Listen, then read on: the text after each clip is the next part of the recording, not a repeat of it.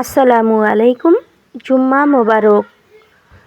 জুম্মার দিনে কিছু কোরআনের কথা শুনুন আর আমার প্রিয় নবীর নামে মহব্বতের সাথে দরুদ পাঠ করুন। আল্লাহুম্মা সাল্লি আলা সাইয়্যিদিনা নাবিয়ানা মুহাম্মদ। রাসূল সাল্লাল্লাহু আলাইহি সাল্লাম বলেছেন, যে ব্যক্তি আমার প্রতি একবার দরুদ পাঠ করবে, আল্লাহ তাআলা তার প্রতি 10 বার রহমত নাজিল করবেন এবং তার 10টি গুনাহ মাফ করা হবে আর তার মর্যাদা 10 গুণ উচ্চতর করা হবে। সুবহানাল্লাহ।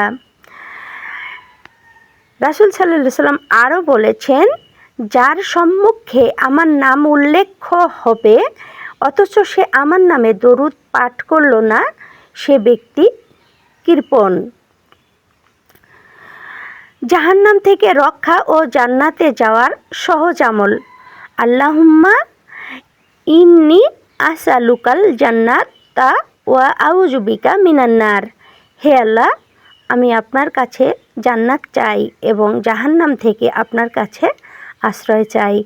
রাসূলুল্লাহ সাল্লাল্লাহু আলাইহি সাল্লাম বলেছেন, যে ব্যক্তি আল্লাহর কাছে 3 বার জান্নাত প্রার্থনা করে, জান্নাত আল্লাহর কাছে দোয়া করে, হে আল্লাহ তাকে জান্নাত দান করো।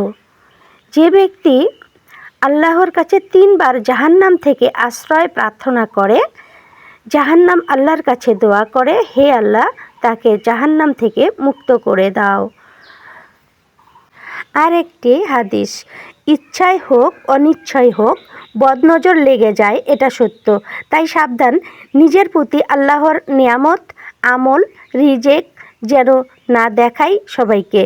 নিজেকে কারো কিছু দেখে মুগ্ধ হলে তা জেলাস ফিল করলে যেন